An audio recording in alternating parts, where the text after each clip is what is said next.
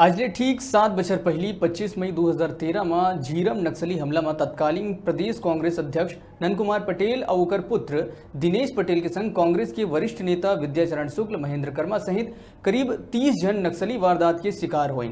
उधर 7वां बरसी में पूरा प्रदेश में जगह जगह सेवा कार्य करके शहादत ला नमन करत श्रद्धांजलि दे गई। शहीद पटेल के गृहग्राम नंदेली में ओकर स्मारक में परिवारजन सहित उच्च शिक्षा मंत्री उमेश पटेल श्रद्धा सुमन अर्पित करें।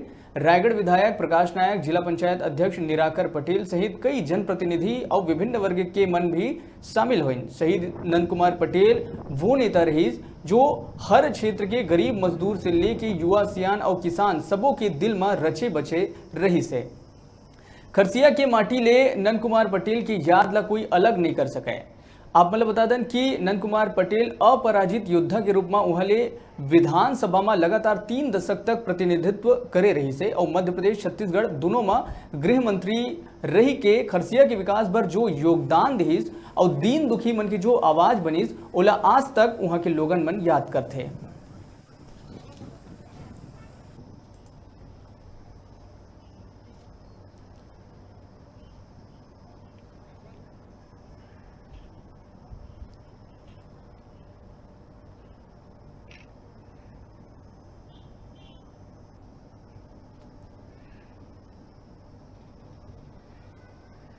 देखिए, जब कांग्रेस की सरकार आई तो इसमें एसआईटी का गठन हुआ और हमें उम्मीद थी कि एसआईटी इसमें काम शुरू कर देगी, लेकिन एसआईटी के लिए जो केस का हैंड ओवर है एनआईए से वो हम मिलना अनिवार्य था, जो नहीं मिल पाया किसी कारण से।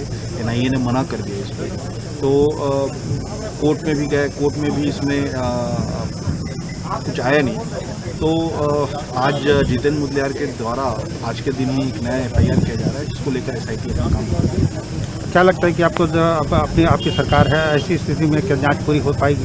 बिल्कुल, अगर एसआईटी को मौका मिला तो जरूर तो मैं विनम्र श्रद्धांजलि देता हूँ और एक उम्मीद किया था कि न्याय मिलेगा, किंतु अभी तक इतने बड़े बड़े लोगों को हम न्याय नहीं दिला पा रहे हैं तो जन सामान्य को क्या न्याय मिलेगा। नंदू भैया का जो नहीं रहने का हमारे छत्तीसगढ़ में पूरा हमको खल रहा है। आज होते तो प्रदेश के मुख्यमंत्री होते, अगर और किसी को हुआ होता तो जरूर न्याय दिलाते। हमारे लिए दुर्भाग्य है।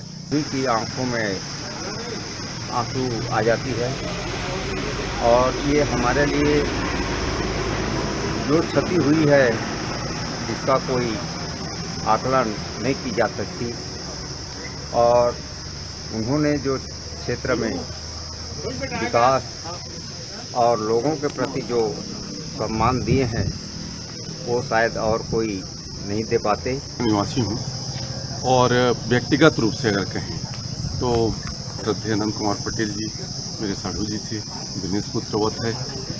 राज्य शासन को इसके लिए तो बहुत बहुत धन्यवाद कि आज झीरम के शहीदों के लिए सम्मान दिवस का आयोजन किया गया है, लेकिन एक आम जनता की दृष्टि से हमें इसके बजाय अगर उनकी जो शहादत है या ये जो जघन्य हत्याकांड किया गया, इसका अगर परिणाम सामने आता तो आम जनता को ज़्यादा राहत मिलती, क्योंकि हर आदमी अद्रवित है।